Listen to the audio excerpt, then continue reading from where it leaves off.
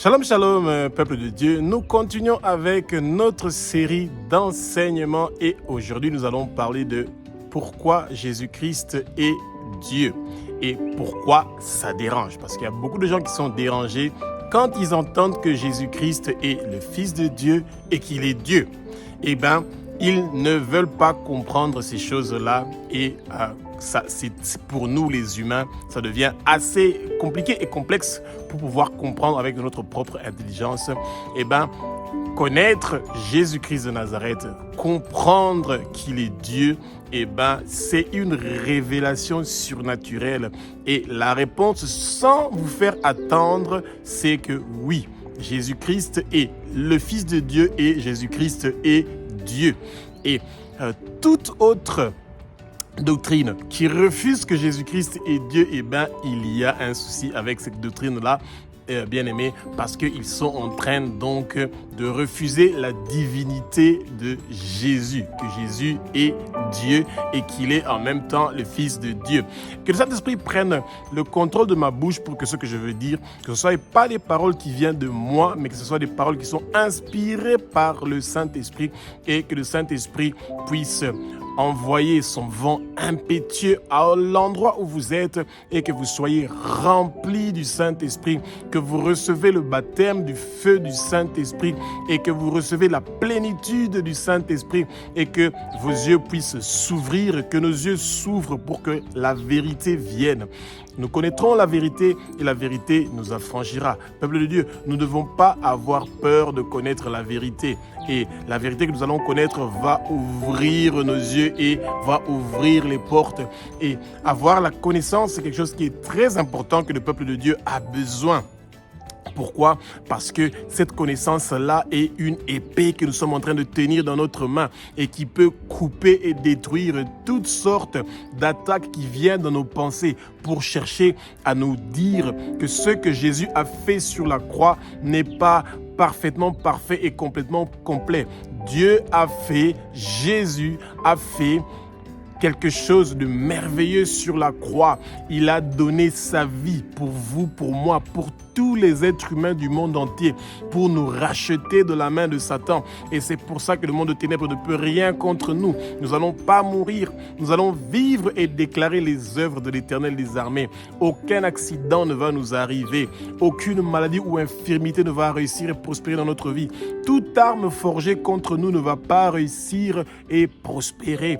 Toute chose qu'on a voulu empoisonner dans notre boisson, dans notre nourriture, ne va pas réussir et prospérer. Bien-aimés, nous savons que nous sommes en train de prier Jésus, un Dieu qui est vrai. Il est là pour nous, ses enfants. Il a donné sa vie pour nous. Et c'est pour ça que nous devons chaque jour chercher à le connaître davantage. C'est pour ça que nous devons continuer à prier, à demander au Saint-Esprit de nous révéler ce que Jésus veut nous montrer.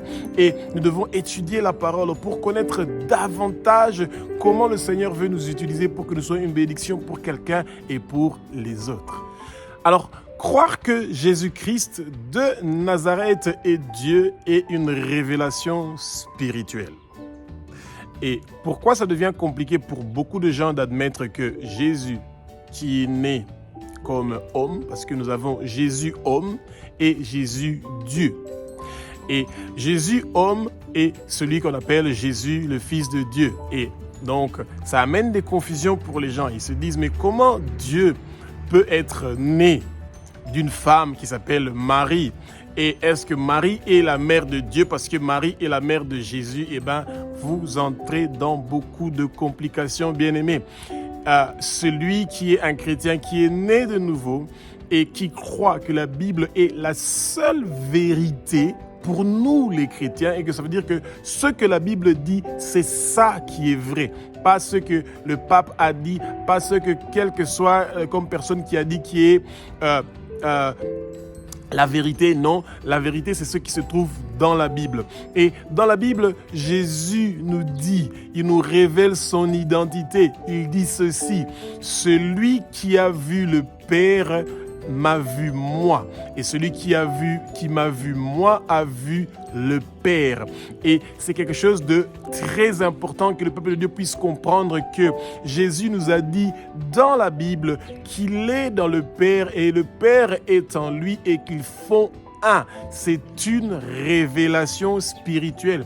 Et c'est pour ça que nous demandons toujours au peuple de Dieu de s'intéresser à étudier la parole pour comprendre ces choses-là. Et même les apôtres, ça les a pris une année pour qu'ils puissent comprendre effectivement qu'ils étaient avec Dieu. Ils étaient avec Dieu qui était avec eux.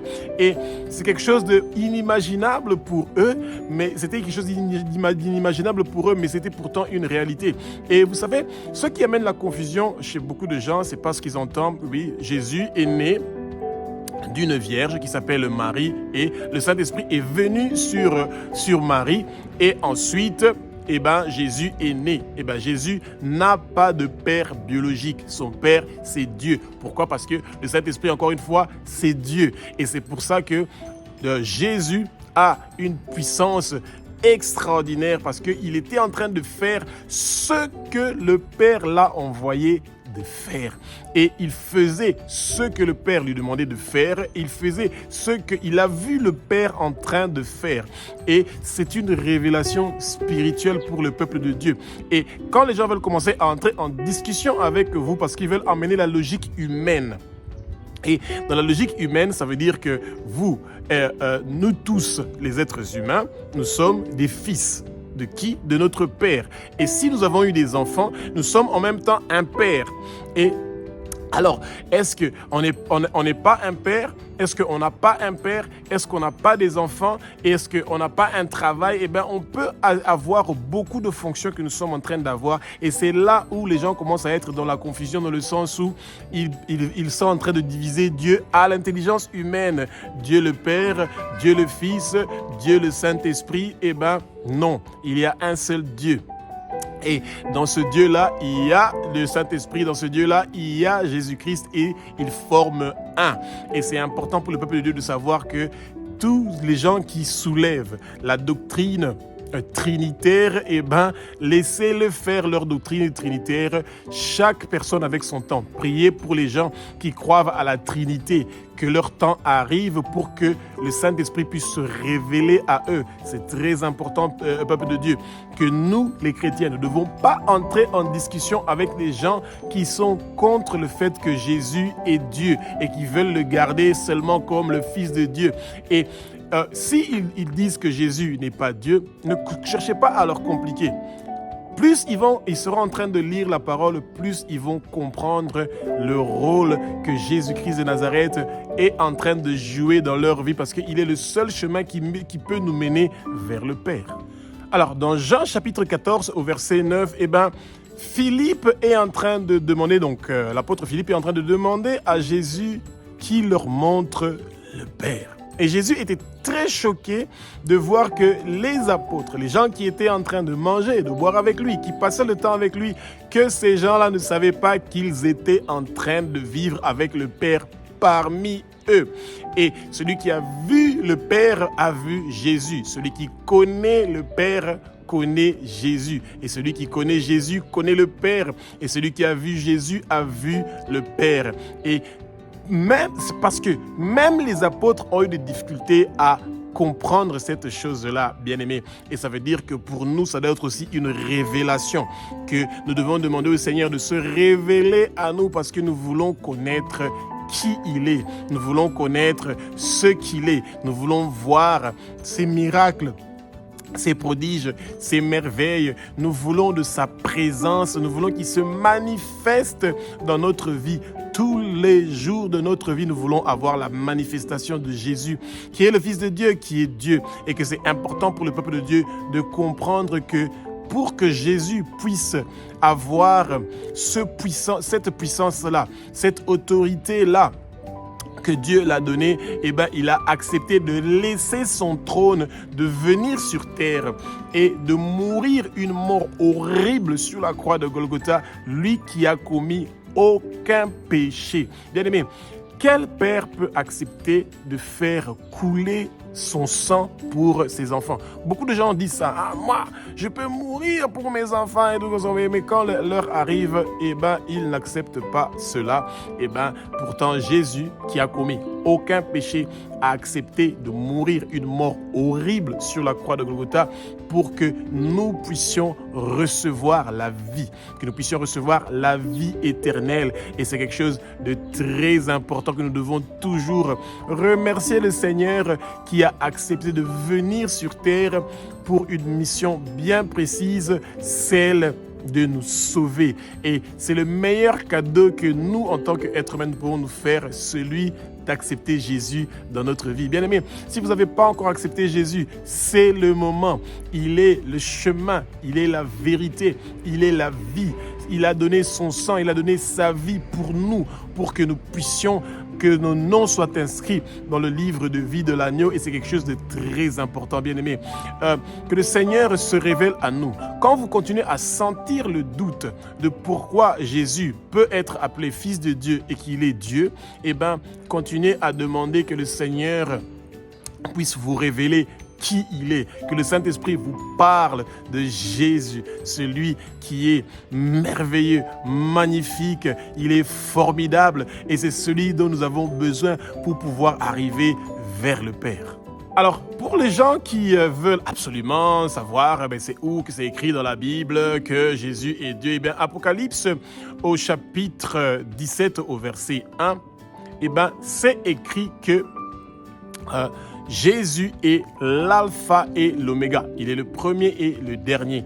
Et ce même nom-là est donné à Dieu à Ésaïe chapitre 44 au verset 6. Ça montre que Jésus et Dieu ont exactement les mêmes caractéristiques, qu'ils sont tous le premier et le dernier et qu'ils sont tous l'alpha et l'oméga. Ça veut dire que Jésus n'a pas de commencement, Dieu n'a pas de commencement et ils ont tous les deux pas de fin. Et que le peuple de Dieu ne veut pas croire à ces choses-là, c'est pas grave, bien-aimés. Ne cherchez pas à faire comprendre les gens des choses qui sont spirituelles, qu'ils ont besoin de recevoir une révélation qui vient du Saint-Esprit. Notre objectif n'est pas celui de convaincre les gens avec nos paroles, du tout. Nous sommes seulement des voix qui crient dans le désert, comme le faisait Jean-Baptiste. Nous parlons de ce que le Père nous demande de faire, de parler. Et ensuite, c'est au Saint-Esprit de faire son travail, celui de convaincre les gens que Jésus est Dieu et qu'il est l'alpha et l'oméga, qu'il est le premier et le dernier et nous devons connaître ces choses-là en tant que peuple de Dieu. Et c'est là où les gens commencent à être mélangés souvent dans leur prière. Ils ne savent plus, ils doivent prier Dieu, ils doivent prier Jésus, ils doivent prier le Saint-Esprit. Nous prions Dieu. Et si nous avons besoin d'avoir quelque chose, la parole nous dit que celui qui va demander au nom de Jésus, c'est ça, nous devons demander au nom de Jésus et nous devons nous rappeler que Jésus-Christ de Nazareth est celui qui a accepté de quitter son trône dans le ciel et venir sur terre et verser son sang sur la croix de Golgotha, de se laisser fouetter, de se laisser taper, de subir toutes sortes d'épreuves pour pouvoir nous sauver.